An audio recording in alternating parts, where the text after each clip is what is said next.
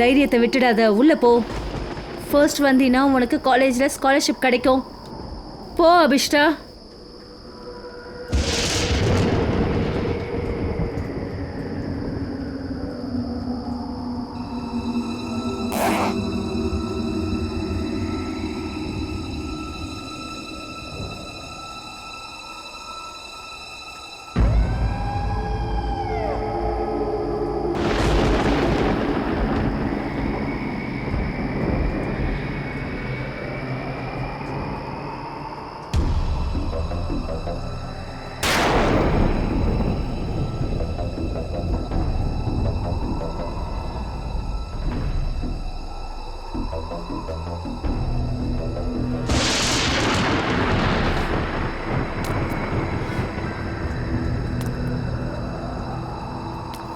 ஒன்று,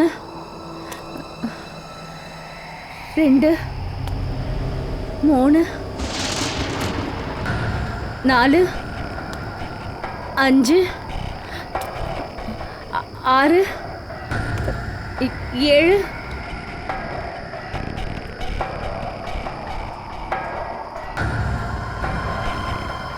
8,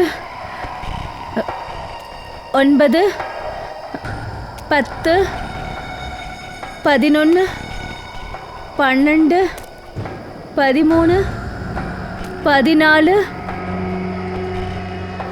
15, 16, 17, 22, 23, 24, 25, 26, 27, 28, 29, 30.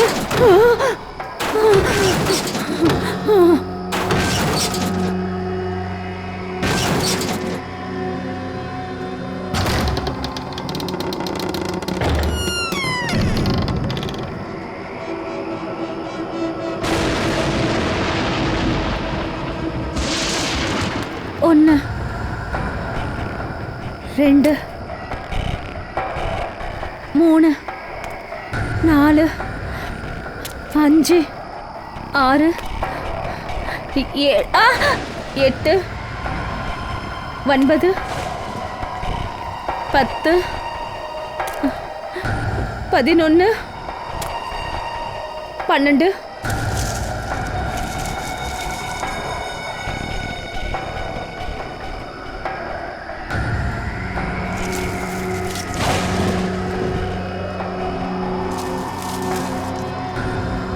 பதிமூணு, 14, 15, 16, 17.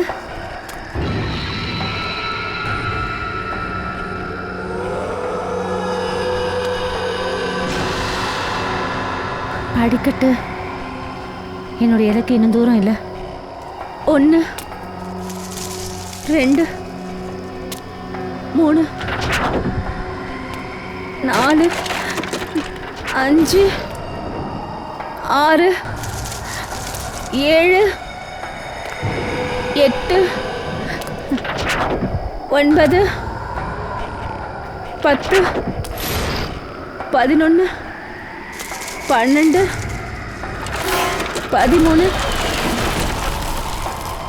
14, 15, 16, 17, 18.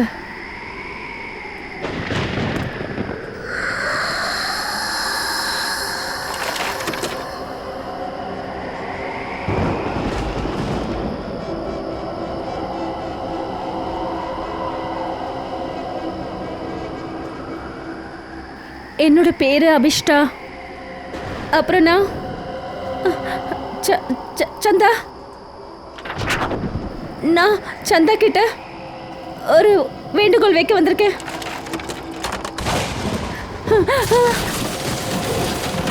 என்னோட விருப்பம் என்னன்னா, என்னுடைய வேண்டுதலை நீ நிறைவேற்றணும். நான் என்னுடைய பெரிய போட்டியாளர் விதியை ஃபைனல் இயர் எக்ஸாமில் நான் அவளை தோக்கடிக்க நினைக்கிறேன். நான் அவளை பின்னாடி தள்ள விரும்புறேன், அப்புறம் ஸ்காலர்ஷிப்பை வாங்க விரும்புறேன். இது எனக்கு ஒரு பெரிய சேலஞ்ச்.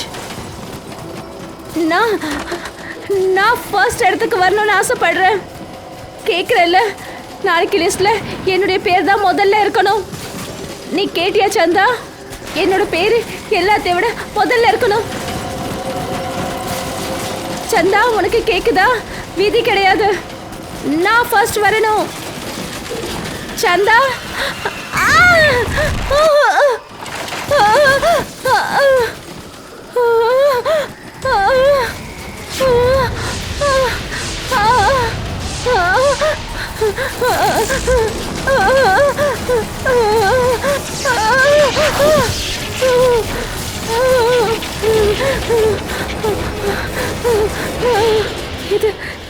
இதெல்லாம் எப்படி? யாரோ என்ன கொலை நினைக்கிறாங்க. இல்ல,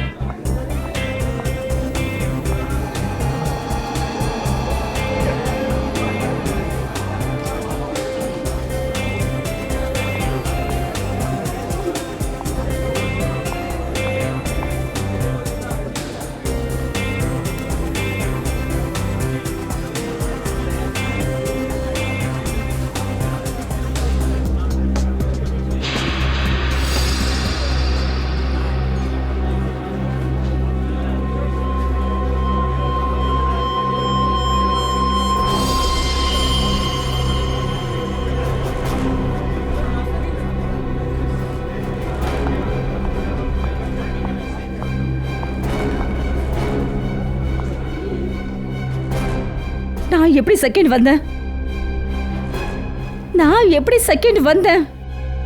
ஏன்னா ஃபர்ஸ்ட் நான் வரணும்னு இருக்கு. அபிஷ்டா,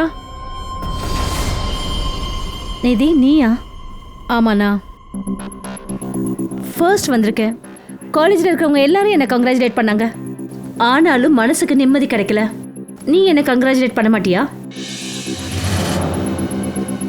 கங்க்ராச்சுலேஷன்ஸ். இப்படி இல்லை, கொஞ்சம் சிரிச்சுக்கிட்டே, எதிரிங்க மாதிரி இல்லை, ஃப்ரெண்ட்ஸுங்களை போல கட்டி பிடிச்சி சொல்லணும். இப்படி.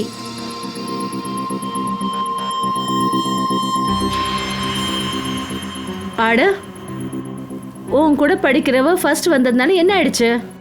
நான் ஒன்றும் யாரும் இல்லைல்ல, அதை நீ தப்பா நினைக்க கூடாது. என்ன விதி, ப்ளீஸ் என்கிட்ட இந்த மாதிரிலாம் பேசாத. உனக்கு தெரியும்ல எனக்கு ரொம்ப சீக்கிரத்தில் கோவம் வரும்னு. அப்படி எனக்கு கோவம் வந்துடுச்சுன்னா என்ன நானே கண்ட்ரோல் பண்ணிக்க முடியாது. தெரியும் உன்னால கண்ட்ரோல் பண்ணிக்க முடியாதுன்னு. ஆனா இனிமே உன்னால என்ன பண்ண முடியும்? எக்ஸாம்ஸ் முடிஞ்சிருச்சு, அப்புறம் ஸ்காலர்ஷிப் இனி எனக்கு தான். எனக்கு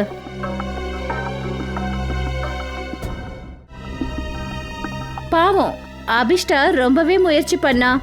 ஆனா சொல்லுவாங்கல்ல, அதிர்ஷ்டத்துக்கு மேல அப்புறம் கால நேரத்துக்கு முன்னாடி எதுவும் யாருக்கும் கிடைக்காதுன்னு. ஒரு விஷயம் ஞாபகம் வச்சுக்கோ அபிஷ்டா, நான் இந்த காலேஜில் இருக்கிற வரைக்கும் நீ எப்பவும் செகண்டில் தான் இருப்ப. ஏன்னா ஃபர்ஸ்ட் வீதிக்கு மட்டும்தான் சொந்தம்.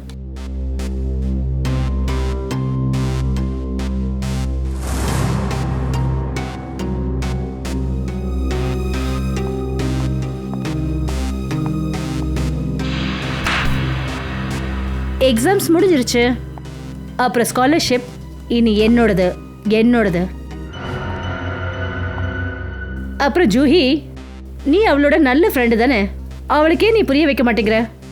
எப்பா நான் பாஸ் ஆயிட்டேன், அதுவே எனக்கு சந்தோஷம். அப்புறம் அவளுக்கு எப்படி புரிய வைப்பேன்? அதுவும் சரிதான். அவளுக்கு ஒன்னே ஒன்று புரிய வை, விதியை பார்த்து பொறாமப்படுறத நிறுத்த சொல்லு. அப்புறம் அவளோட ப்ராப்ளம் எல்லாமே போயிடும். எப்படியும் நீ ஃபர்ஸ்ட் வந்துட்ட, பார்ட்டி கொடுக்கலாம்ல. ஃபர்ஸ்ட் நான் தான் வருவேன், இருந்தாலும் நான் உங்களுக்கு பார்ட்டி கொடுக்குறேன். இந்த பார்ட்டிக்கு நம்ம அபிஷ்டாவையும் கூப்பிடலாம். ஆக்சுவலாக இந்த பார்ட்டி விதி ஃபர்ஸ்ட் வந்ததுக்கு இல்லை, அபிஷ்டா தோத்து போறதுக்கான பார்ட்டி. ஓகே காய்ஸ், நீங்களும் எங்கே இருங்க, நான் கிளாஸ் ரூம்ல இருந்து என் பேக் எடுத்துட்டு வரேன். ஓகே ஓகே, நான் இதை வந்துடுறேன். ஸோ இப்போ இந்த வேலை உன்னோடது. அபிஷ்டாவுக்கு எப்படியாவது புரிய வை, ஓகே? அபிஷ்டா, அட என்ன ஆச்சு? எதுக்காக அழற? இல்ல ஒன்றும் இல்லை. நீ இதுக்கு ரொம்ப சந்தோஷப்படணும். உனக்கு 85% கிடைச்சிருக்கு. நேத்ரா, உனக்கு இதெல்லாம் புரியாது. நான் காலேஜில் செகண்ட் வந்திருக்கேன். செகண்ட் எப்பவும் செகண்ட் தானே. அப்புறம் காலேஜில் ஃபர்ஸ்ட் வரவங்களுக்கு தான் ஸ்காலர்ஷிப் கிடைக்கும். இப்போ எனக்கு இந்த ஸ்காலர்ஷிப்பும் கிடைக்காது. என்ன நான் செகண்ட்? ப்ளீஸ் பா, நான் கொஞ்சம் தனியாக இருக்கணும்.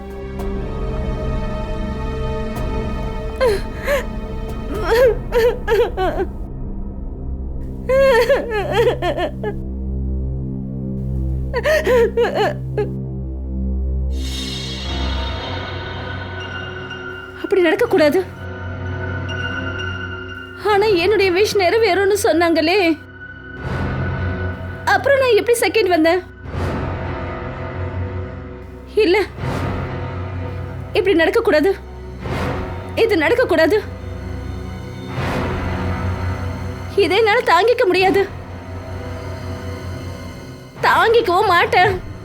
Hello mummy. ஆமா மம்மி, எப்பவும் போல இந்த தடவையும் நான் தான் ஃபர்ஸ்ட் வந்தேன். அப்புறம் என்னை யாராலையும் தோக்கடிக்க முடியாது, யாராலும் முடியாது. ஓகே மம்மி, நான் போனை வச்சிடறேன். Okay bye. உனக்கு நிச்சயம் நான் பாடம் கற்றுக் கொடுத்தே தீருவேன்.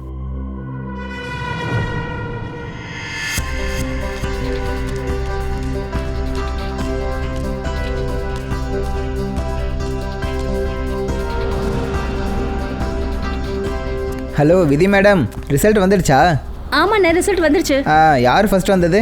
இதெல்லாம் கேட்குற விஷயமா? ஆப்வியஸ்லி நான் தான் ஃபர்ஸ்ட் வந்திருக்கேன். அட மேடம், கங்க்ராட்ஸ். பார்ட்டி தருவீங்கல்ல? கண்டிப்பா அண்ணன், ஆனா இப்போ லேட் ஆயிடுச்சு. ஆனா உங்களுக்கு கண்டிப்பா பார்ட்டி கொடுக்குறேன். சரிங்க, பாய். Bye ma'am.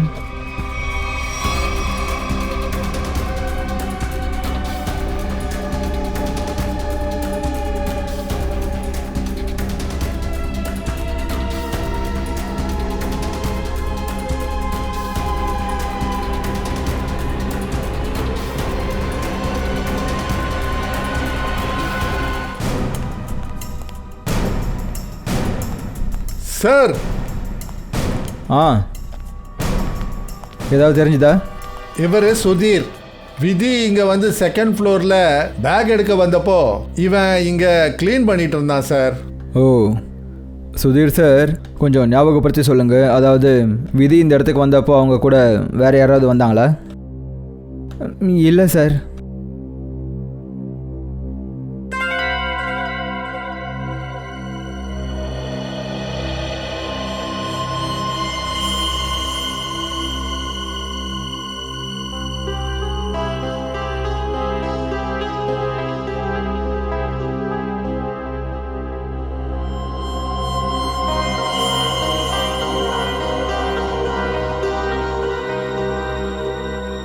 சார் ம், இதை பாருங்க, கீ செயின்.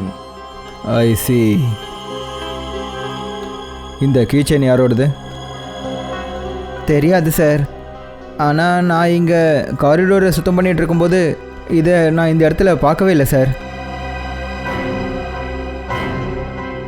அப்படின்னா ஒரு விஷயம் கிளியர். கண்டிப்பாக விதிக்கு பின்னாடி யாரோ ஒருத்தங்க இங்கே வந்திருக்காங்க.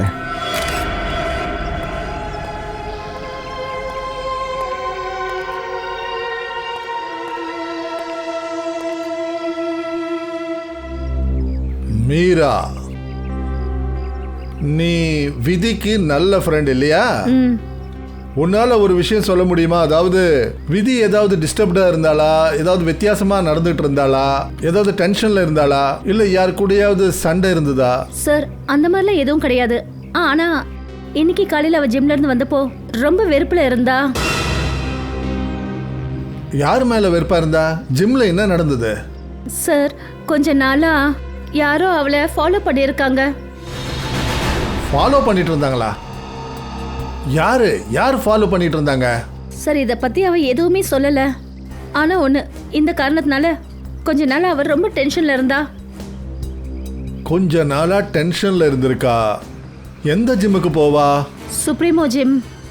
Supremo gym. சார்,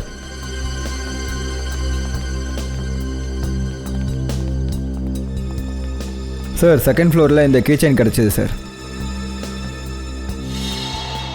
சார் ஆ, இந்த கீ செயின் என்னோடது. இந்த கீ செயின் உண்டா? நீ 2வது மாடி வரைக்கும் விதி பின்னாடியே போனியா? இல்ல இல்ல, நான் சொல்ல வந்தது இந்த கீ செயினை வாங்கினது நாங்க. அப்புறம் ஃப்ரெண்ட்ஷிப் டே அன்னைக்கு அபிஷாக்கு கிஃப்டா கொடுத்தோம். அபிஷ்டா யாரு?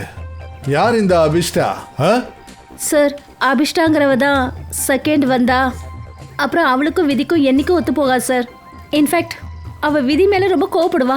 ஆமா, ஆனா அதுக்காக விதிக்கு அவ எந்த பாதிப்பும் ஏற்படுத்த மாட்டா. ஆனா அவ ஃபர்ஸ்ட் வர்றதுக்காக என்ன வேணாலும் பண்ணுவா. ஆமா சார், நானும் தான் பார்த்தேன். அபிஷ்டா இங்க வந்தபோது விதியோட பாடியை பார்த்துட்டு அதிர்ச்சியெல்லாம் ஆகல. அவளை பார்க்கும்போது எப்படி இருந்ததுன்னா எல்லாமே அவளுக்கு முன்னாடி தெரிஞ்ச மாதிரி இருந்தது. அப்புறம் அவ ஒன்று சொன்னா, நான் இதை விருப்பப்படலண்ணா. அப்புறம் என்னென்னமோ உளறிட்டு இருந்தா சார். அப்புறம் அவ இங்கிருந்து போயிட்டா. அப்படியா? அபிஷ்டா அபிஷ்டா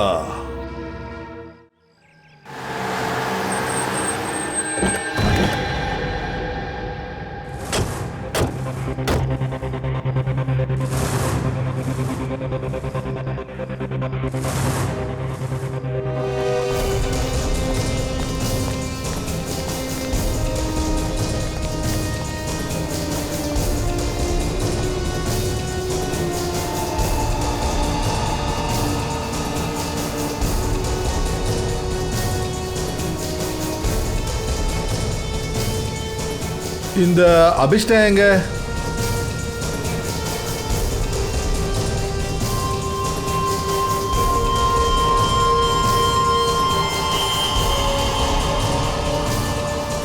அபிஷ்டா,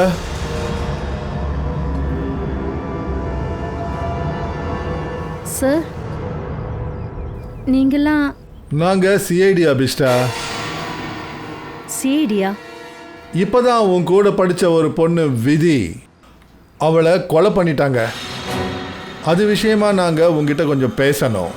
என்ன, விதியை கொலை பண்ணிட்டாங்களா? ஆமாம். ஏன் உங்களுக்கு தெரியாதா? நான் நினச்சேன் அது ஒரு ஆக்சிடென்ட்னு. அது ஒன்றும் ஆக்சிடென்ட் கிடையாது, அது ஒரு கொலை.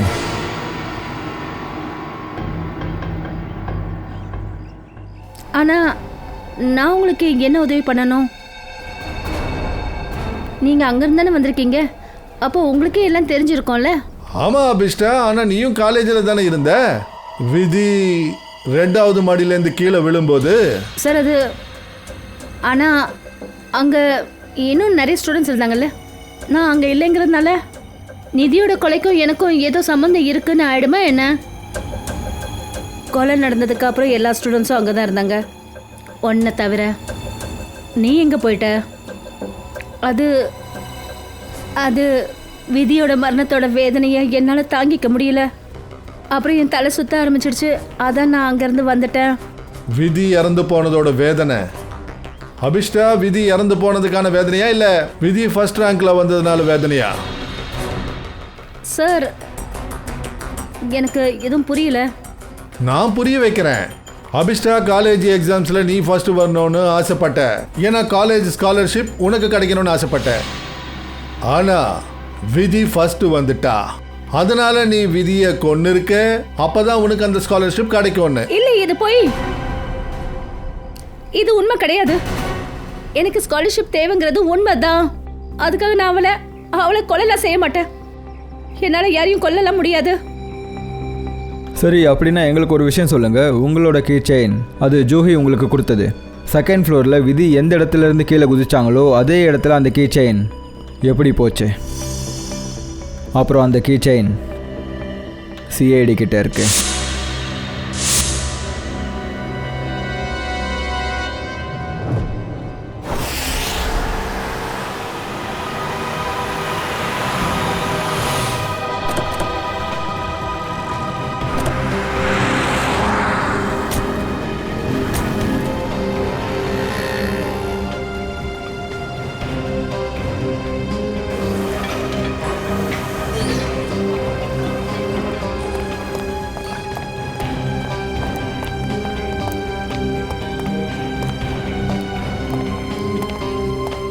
Excuse me ma'am. எஸ். உங்களோட ஜிம் மெம்பர் இருக்காங்க விதி, அவங்கள பற்றி உங்ககிட்ட கொஞ்சம் பேசணும். விதியை பற்றியா? ஏன், என்னாச்சு சார்? என்ன தெரிஞ்சுக்கணும்? அப்புறம் விதி இன்னைக்கு வரலையே, இனிமே அவங்க வரவும் மாட்டாங்க. ஏன், என்னாச்சு? யாரோ அவங்கள கொலை பண்ணிட்டாங்க. என்ன கொலையா? யாரு? அதை விசாரிக்க தான் நாங்கள் இங்கே வந்திருக்கோம். அதாவது நீங்கள் என்ன சொல்ல வரீங்க? அதாவது இந்த இடத்துல யாரோ கொண்டுட்டாங்கண்ணா? இல்லை, அப்படி இல்லை, கொஞ்சம் விசாரணை பண்ணணும். விதியோட ஃப்ரெண்ட்ஸ் தான் சொன்னாங்க, இங்கே இருக்கிற ஏதோ ஒரு பையன் அவங்கள ரொம்ப நாளாக தொந்தரவு பண்ணிட்டு இருக்கானா. தொந்தரவா? அவங்கள ஃபாலோ பண்ணியிருக்கான், அவங்கள ஸ்டாக் பண்ணியிருக்கான். ஒருவேளை நீங்கள் ஆஷிஷை பற்றி பேசுகிறீங்களா என்ன? ஆஷிஷ்? ஆமாம் சார், அது அவனாக தான் இருக்கும். அவனை பற்றி விதி என்கிட்ட சொல்லியிருந்தா. அவளை ஃபாலோ பண்ணிட்டு போனதாகவும் அவளை ரொம்ப தொந்தரவு பண்ணதாகவும் சொன்னான். இந்த ஆஷிஷ் எங்க ஜிம்முக்கு வந்திருக்கானா இன்னைக்கு? ஆமாங்க சார், அதுவும் அங்கே இருக்கான், அந்த ப்ளூ டிஷர்ட். நான் அவனை வேணா கூப்பிட்டுமா? No, it's okay, thanks.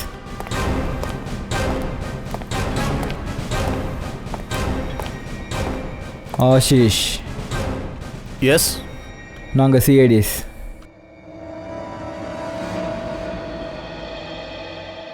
என்னாச்சு சார்? நான் எதாவது தப்பு பண்ணியிருக்கேனா? விதி அவங்கள உனக்கு தெரியும்ல? ஓ, அப்போ விதி தான் உங்களுக்கு இங்கே அனுப்பிச்சி வச்சுதா நான் அவளை தொந்தரவு பண்ணுறேன்னு? சிஐடி இந்த மாதிரி கேஸ்லாம் எப்போ சால்வ் பண்ண ஆரம்பிச்சிங்க? உங்களை மாதிரி ஆளுங்க லிமிட்டை தாண்ட ஆரம்பிச்சதுலேருந்து. என்ன சொல்கிறீங்க? விதி எதுக்காக கொன்ன? என்னது, விதியை கொலை பண்ணிட்டாங்களா? ஆனால் எப்படி? இங்கே பாரு, ஓவராக நடிக்காத. நடிக்கிறேண்ணா? நீங்கள் என்ன நினச்சிக்கிட்டு இருக்கீங்க? விதியை நான் கொன்னேண்ணா? ஆமாம், காலையில் 9:30 மணிக்கு எங்கே இருந்த? சார், அப்போ நான் ஜிம்மில் இருந்தேன். ரொம்ப நேரமாக நீ ஒர்க் அவுட் பண்ணுற? 4 மணி நேரமா? Sir, next week state championship இருக்குது, நான் அதுக்காக தான் சார் ரெடி ஆகிட்டு இருக்கேன். அதுக்கு நடுவில் உனக்கு இந்த அளவுக்கு டைம் எல்லாம் கிடைக்குதா? ஒரு பொண்ணை ஃபாலோ பண்ணி போகிறதுக்கு, அவளை கிண்டல் பண்ணுறதுக்கு? நான் விதியை கொலை பண்ணலை, என்னால் அவளை கொல்லவும் முடியாது சார். சார், அவர் சொல்கிறது உண்மைதான். 9:30 மணிலேருந்து இங்கே தான் சார் இருக்காரு. ஆக்சுவலி சார், விதி திடீர்னு மாறிட்டா. அவளும் ரொம்ப என்ன விரும்பினா சார். அப்புறம் இந்த விஷயம் வெளியே யார்கிட்டையும் சொல்ல வேணான்னு கூட சொல்லியிருந்தா. சடனாக ஒரு நாள் திடீர்னு என்கிட்ட வந்து பிரேக்கப் சொல்லிட்டா. இதை தெரிஞ்சுக்கணும் தான் சார் நான் அவளை ஃபாலோ பண்ணிக்கிட்டே போனேன். இதுதான் சார் நடந்தது. நான் சொல்கிறது உண்மை சார். இந்த கேஸ் சால்வ் ஆகிற வரைக்கும் நீ சிட்டியை விட்டு வெளியே போகக்கூடாது, புரியுதா? Okay sir.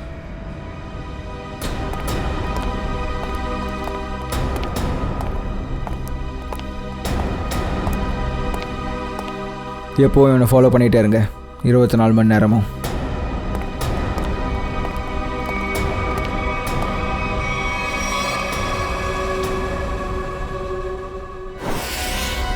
எனக்கு தெரியாது இது அங்க எப்படி விழுந்ததுன்னு. அந்த செயினுக்கு ரெக்கை இருந்துச்சா என்ன? உன் கையில இருந்த அது பறந்து போய் 2வது மாடியில விழுறதுக்கு.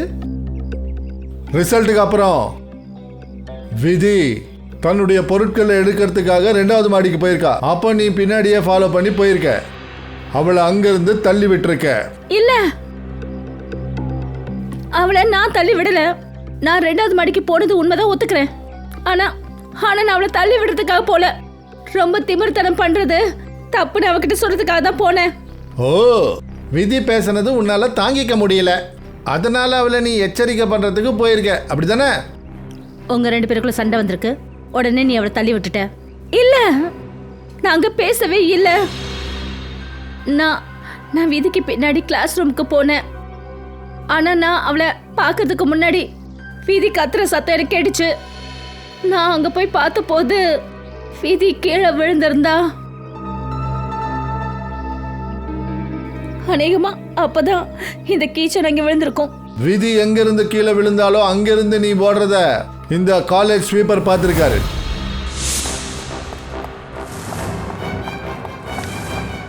அபிஷ்டா மேடம், அப்பாவி மாதிரி நடிக்கிறத விட்டுடு, சரியா? விதியோட டெட் பாடியை பார்த்ததுக்கு அப்புறமா உங்களோட முகத்தில் கொஞ்சம் கூட கவலை தெரியல. ஆனால் அதுக்கு பதிலாக நீங்கள் என்ன சொல்லியிருக்கீங்க? இதை நான் விரும்பலை. இந்த 2 விஷயமும் செட்டே ஆகலையே. எங்களுக்கு கொஞ்சம் புரிகிற மாதிரி சொல்கிறீங்களா? என்ன விதியோட மரணத்துக்கு நான் தான் பொறுப்புன்னு நினைக்கிறேன். உன்னை நீயே குற்றவாளியா நினைக்கிறியா? அதாவது விதியோட மரணத்துக்கு ஏன் நீ தான் எதுவுமே பண்ணலன்றிய? ஆக்சுவலா சார், நான் காலேஜில் ஃபர்ஸ்ட் வரணுங்கிறதுக்காக முக்கியமான இடத்துக்கெல்லாம் போய் நான் விஷ் கேட்டேன். அதனால தான் விதியோட உயிர் போயிடுச்சோன்னு எனக்கு தோணுது. கொஞ்சம் எங்களுக்கும் சொல்ல, அப்படி எந்த இடத்துக்கு போய் நீ விஷ் கேட்ட? கொஞ்சம் எங்களுக்கும் சொல்ல, அப்படி எந்த இடத்துக்கு போய் நீ விஷ் கேட்ட? டாக்கூர் பில்டியமோட பழைய அரண்மனை, பல்தேவ் பவ.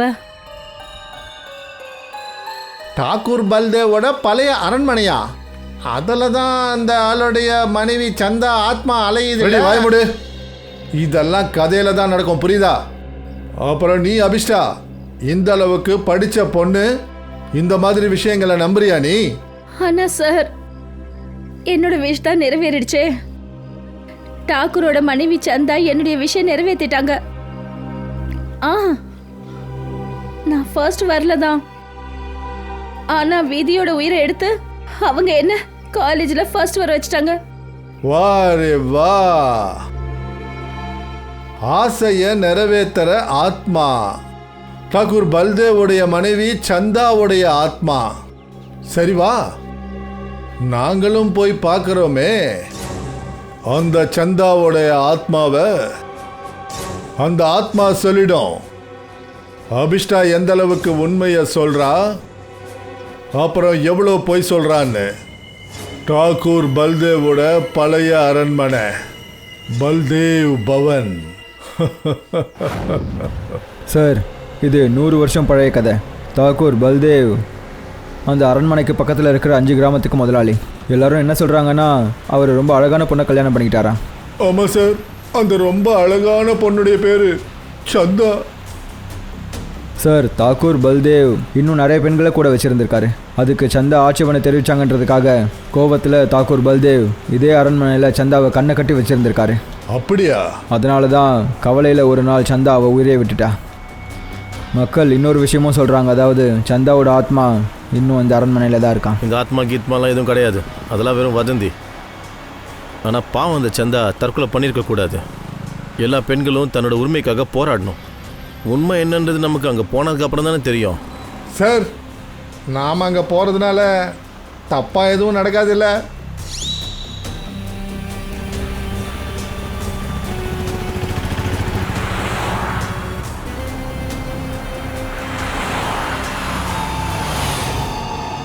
இந்த டிரான்ஸ்ஃபார்மர்லேருந்து லெஃப்டில் திரும்பணுமா?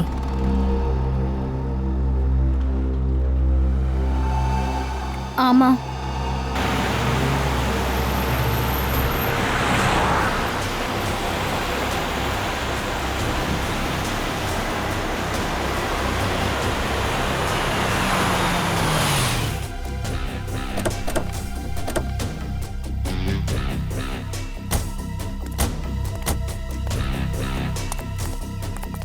பல்தேவ் வனம்.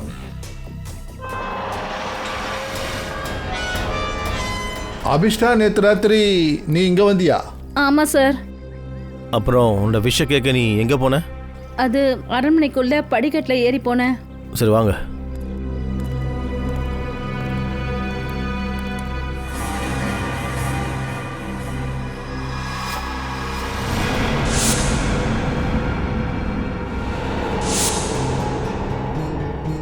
நீ நேற்று ராத்திரி இங்க வந்தியா? அரை கட்டை அடிச்சு நிரந்தரமா இந்த கதவை மூடி இருக்காங்களே.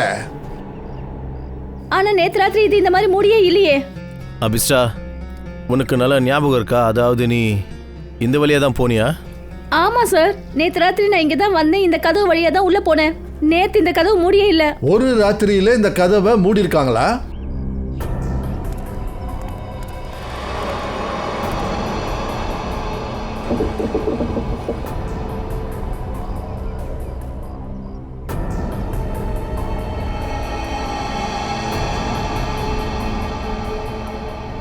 இதை பார்க்கும்போதே தெரியுது இந்த கதவு ரொம்ப நாளாவே மூடி இருக்குன்னு. அது எப்படி நடக்கும்? நேத்து ராத்திரி நான் இங்க தான் வந்தேன். இந்த கதவு வழியா தான் உள்ள போனேன். மயூர் சார். இந்த கதவை கொஞ்சம் தர, மரத்தெல்லாம் எடு. Yes sir.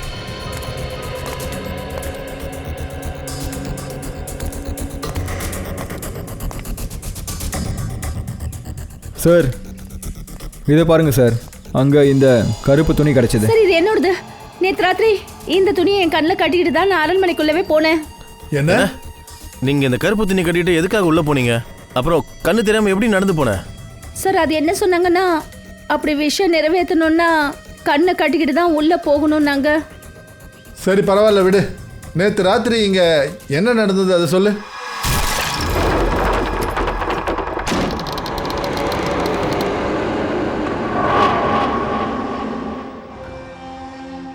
ஒன்று, 2, 3, 4, 5, 6, 7,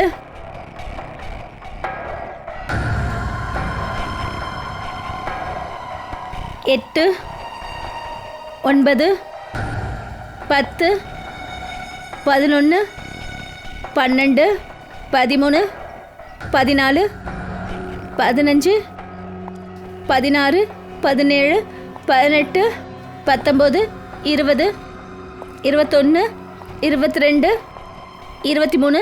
24, 25, 26, 27, 28, 29, 30, 31, 32, 33, 34, 35, 36.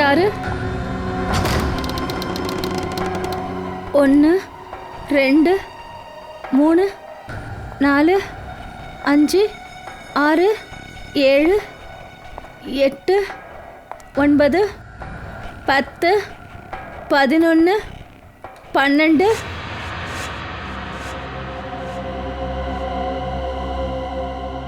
இங்கேருந்து லெஃப்டில் திரும்பணும்.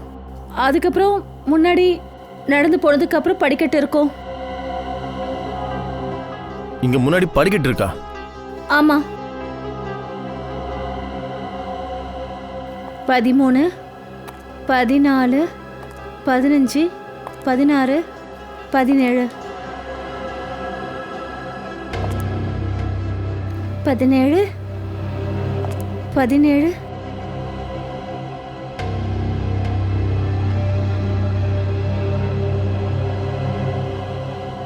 படிக்கட்டு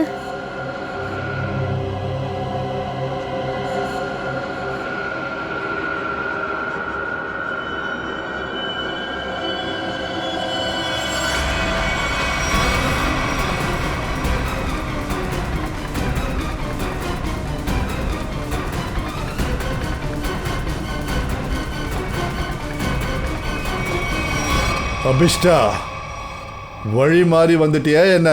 இல்ல சார், என்ன தயவு செஞ்சு நம்புங்க. நான் சரியான இடத்துல தான் இருக்கேன். நான் வழி தவறி வரல.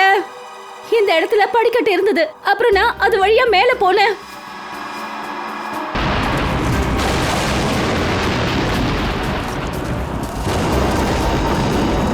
அப்புறம் சார், அங்க ரொம்ப பெரிய ஜூமர் விளக்கு இருந்தது. ஸ்கெலட்டன்ல செஞ்சிருந்தது. அப்புறம் அது என் மேல விழுந்தது.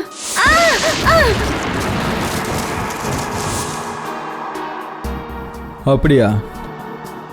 ஆனால் அந்த ஜூமர் விளக்கு இப்போ சீலிங்கில் தொங்கிட்டு இருக்கு. ஆனா சார், அங்க படிக்கட்டுக்கு மேல கூட ஒரு ஜூமர் இருந்தது. அது ஏன் மேல விழுந்தது. நான் கொஞ்சம் பின்னாடி தள்ளி போகாம இருந்திருந்தா என் உயிர் போயிருக்கும். அப்புறம் இங்க டாக்கூர் பல்தேவ் அப்புறம் அவரோட மனைவி சந்தாவோட பெயிண்டிங்கும் இருந்தது. அபிஷ்டா, அங்க எந்த பெயிண்டிங்கும் கிடையாது.